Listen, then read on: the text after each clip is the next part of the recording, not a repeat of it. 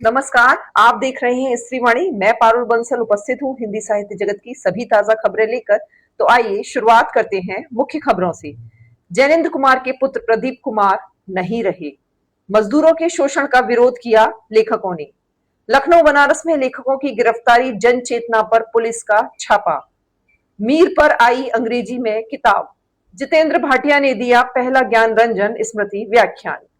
नरेश सक्सेना और दिव्या विजय को भारतीय भाषा सम्मान।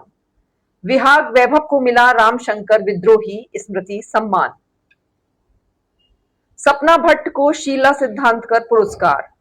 मुंबई में ऋत्विक घटक पर हुई चर्चा। दिल्ली में 3 युवा कवियों के संग्रह पर चर्चा। नवीन सागर को भोपाल में याद किया गया। जन सरोकार मंच का छत्तीसगढ़ सम्मेलन। अब सुनिए खबरें विस्तार से। हिंदी के यशस्वी लेखक जैनेंद्र कुमार के पुत्र प्रदीप कुमार नहीं रहे। वे 88 वर्ष के थे। श्री कुमार इन दिनों नोएडा एक्सटेंशन में रहते थे। आज सुबह उन्होंने अंतिम सांस ली। जैनेंद्र कुमार के जीवनीकार ज्योतिष जोशी के अनुसार प्रदीप कुमार के परिवार में पत्नी के अलावा उनकी पुत्री और पुत्र है। श्री कुमार अपने पिता का प्रकाशन व्यवसाय वर्षों से देख रहे थे। गौरतलब है कि जैनेंद्र कुमार ने अपने जीवन काल में पूर्वोदय प्रकाशन शुरू किया था। उनके पास हिंदी के पुराने लेखकों की बहुत स्मृतियां थी।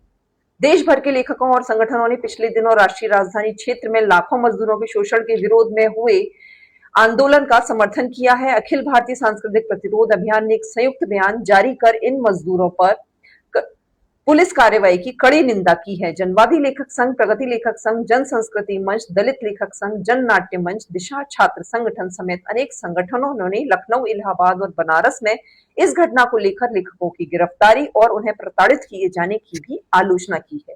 गौरतलब है कि लखनऊ में हिंदी की वरिष्ठ कवित्री कात्यायनी और उनके सहयोगियों को गिरफ्तार कर पुलिस ने पूछताछ की और थाने में घंटों बिठाए रखा, बाद में छोड़ दिया। बनारस में एक युवा कवि तनुज को भी गिरफ्तार कर लिया गया। बाद में अदालत से उसकी जमानत हुई। इस बीच लखनऊ में जन चेतना के कार्यालय पर पुलिस ने छापा मारा, जिसकी लेखकों ने आलोचना की। कात्यायनी, सत्यम वर्मा और रामबाबू को गिरफ्तार कर लिया गया है। लेखकों का कहना है कि उत्तर प्रदेश की पुलिस ने दमनात्मक कार्रवाई करते हुए न केवल सैकड़ों मजदूरों को गिरफ्तार किया है, बल्कि उनके आंदोलन का समर्थन करने वाले लोगों को भी प्रताड़ित किया और उन्हें गिरफ्तार कर परेशान किया, जबकि वे शांतिपूर्वक धरना प्रदर्शन कर रहे थे।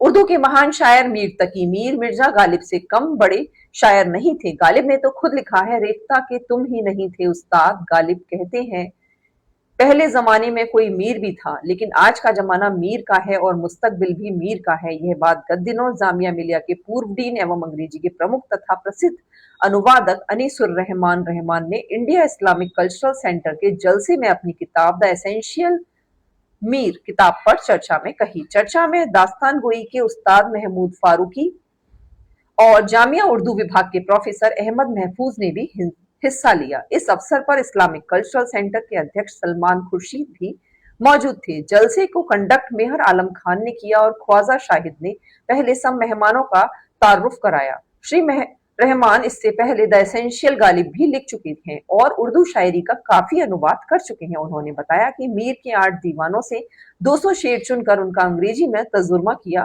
फिर उसके मायने भी नीचे दिए हैं। इस किताब में नागरी अंग्रेजी और उर्दू में भी शेर हैं। पहल के यशस्वी संपादक एवं प्रख्यात लेखक ज्ञान रंजन की स्मृति में गत दिनों इलाहाबाद में पहला व्याख्यान जितेंद्र भाटिया ने दिया। 7वें दशक की प्रसिद्ध कथाकार पहल के संपादक मंडल से जुड़े रहे, पर इस आयोजन को लेकर जबलपुर के लेखकों में अप्रसन्नता जाहिर की, क्योंकि इस समारोह के पोस्टर में पहल परिवार में मनोहर बिल्लौरे, राजेंद्र तानी और कर्मेंदु शिशिर विजय कुमार का नाम नहीं था, जबकि ये लोग वर्षों से ज्ञान जी के परिवार के सदस्य की तरह थे। ज्ञान जी के पुत्र शांतनु इस समारोह में नहीं गए।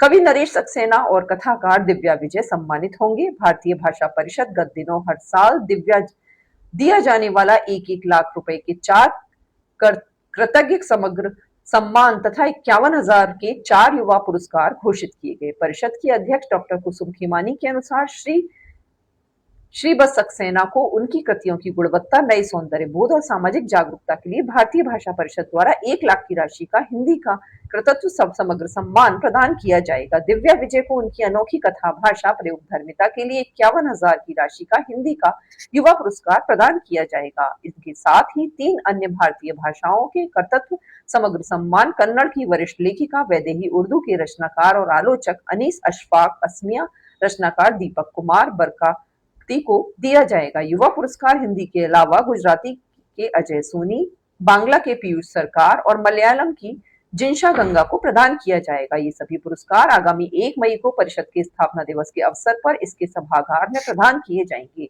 सपना भट्ट को मिलेगा शीला सिद्धांतकर पुरस्कार। नित्यानंद तिवारी, शिव मंगल सिद्धांतकर, ज्योतिष जोशी और ज्ञानचंद बागड़ी की निर्णायक समिति ने सपना भट्ट को उनके कविता संग्रह भाषा में नहीं के लिए यह पुरस्कार देने की घोषणा की। यह पुरस्कार दिल्ली में 9 मई को एक समारोह में दिया जाएगा। युवा कवि विहाक वैभव को आज लखनऊ में रमाशंकर यादव विद्रोही सम्मान किया गया। समारोह की अध्यक्षता समकालीन जनमत के संपादक रामजी राय ने की, जबकि मृत्युंजय, अनुपम सिंह, रूपम मिश्र ने विचार व्यक्त किए। विद्रोही जी को उनके निधन के बाद पहचाना गया और जन कवियों की श्रेणी में रखा गया। उनकी कविताओं में धार थी और वे नागार्जुन की परंपरा के कवि थे। मुंबई में गत दिनों ऋत्विक घटक की जमशती पर एक चर्चा आयोजित की गई। फिल्म निर्देशक अविनाश दास ने कहा कि ऋत्विक घटक का सिनेमा सबसे ज्यादा ओरिजिनल सिनेमा है। उन्होंने सिनेमा का पूरा व्याकरण खड़ा किया है। डॉक्टर रूपनाथ पांडे, भूतपूर्व प्रोफेसर हिंदी विभाग, ने कहा कि मुंबई में फिल्म सोसाइटी की स्थापना की आवश्यकता है। बी शांताराम की फिल्म सोसाइटी बंद हो चुकी है। इसकी शुरुआत मीरा रोड से की जा सकती है। मेरे पास 10,000 फिल्मों का संकलन है।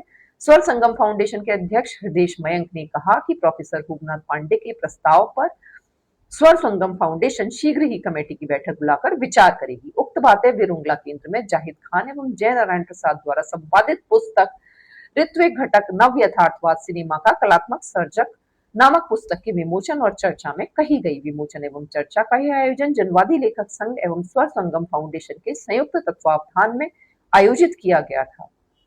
जाहिद खान द्वारा अनुवादित पुस्तक दरवाजा खोल दो का भी इस आयोजन में विमोचन किया गया। यह पुस्तक मूल रूप से उर्दू में कृष्णचंद्र द्वारा लिखी गई है, जिसका जाहिद खान ने हिंदी में अनुवाद किया है। नवीन सागर को भुला देना नाइंसाफी होगी। कल भोपाल की शाम नवीन सागर के नाम रही। करुणा राजुरकर की रिपोर्ट। 8वें दशक के शानदार कवि, कथाकार, चित्रकार नवीन सागर को भला कौन भूल सकता है। उनकी याद में कल दुष्यंत कुमार स्मारक पांडुलिपि संग्रहालय के राज सदन में वनमाली सृजन पीठ और दुष्यंत कुमार स्मारक पांडुलिपि ने संयुक्त रूप से एक सुंदर आयोजन किया। स्मरणीय है कि 14 अप्रैल को नवीन जी की 25वीं पुण्यतिथि के निमित्त यह आयोजन किया गया। कार्यक्रम की अध्यक्षता विश्व रंग के निर्देशक संतोष चौबे ने की। मुकेश वर्मा, छाया सागर और शंपा शाह ने नवीन सागर के साथ बिताए समय को याद किया, जबकि चित्रा सिंह ने नवीन सागर की हम बचेंगे अगर हम हमेशा, दूसरा संसार, संसार की दरारों से, कविता क्यों नहीं है प्रकाश, कविता मुश्किल, नदी और चिड़िया कविताओं का पाठ किया। जन सरोकार मंच छत्तीसगढ़ का पहला राज्य सम्मेलन संपन्न हुआ। राजकुमार सोनी की रिपोर्ट। बुद्धिजीवी तो वही है जो सूरज के धब्बे को भी उंगली दिखाकर कहेगा कि वहां धब्बा है। रामजी राय ने यह बात गत दिनों रायपुर में जन सरोकार मंच के छत्तीसगढ़ सम्मेलन में कही। सम्मेलन में आलोचक सियाराम शर्मा ने कहा कि कुछ वर्षों से हमारे देश में अत्यंत ही क्रूर और बर्बर फांसीवादी सत्ता कायम है, जिसने सारे लोकतांत्रिक मूल्यों और संस्थाओं को नष्ट कर दिया है। जन सरोकार मंच के राष्ट्रीय महासचिव मनोज सिंह ने जन संस्कृति मंच के 40 वर्ष पूर्ण होने पर छत्तीसगढ़ के पहले राज्य सम्मेलन के लिए बधाई दी। उन्होंने कहा कि फांसीवाद अपने षड्यंत्रों से लोकतंत्र के स्तंभों को नियंत्रित करता है। संस्कृति कर्मियों को चाहिए कि लहू पीने वाली मशीनों का पर्दाफाश करें। राज्य सम्मेलन में बड़ी संख्या में साहित्यकार, संस्कृत कर्मी, पत्रकार और बुद्धिजीवी उपस्थित थे। जोखिम उठाने का नाम ही कविता है। साहित्य अकादमी पुरस्कार से सम्मानित लेखिका ममता कालिया ने गत दिनों दिल्ली के सुरजीत भवन में 3 कवि 3 किताबें पुस्तक परिचर्चा विषय पर संगोष्ठी में कही। गिरजेश यादव की रिपोर्ट। ये संगोष्ठी 3 कवियों के काव्य संग्रहों पर साझा तरीके से आयोजित की गई। इसमें आलोक कुमार मिश्रा के काव्य संग्रह पोटली के दाने, अशोक कुमार के संग्रह रिक्तियों में पहाड़ और जावेद आलम खान के संग्रह सलीब पर नागरिकता पर बातचीत की गई। कार्यक्रम की अध्यक्षता ममता कालिया ने की। इस कार्यक्रम में वक्ता के रूप में वरिष्ठ कवित्री सविता सिंह, आलोचक एवं संपादक आशुतोष कुमार, पत्रकार एवं कवि प्रियदर्शन, साहित्यकार अनीता भारती ने भाग लिया। ये थी अब तक की खबरें। मिलते हैं अगले हफ्ते नई खबरों के साथ। तब तक स्वस्थ रहें, सुरक्षित रहें। नमस्कार। समाचार संकलन अरविंद कुमार।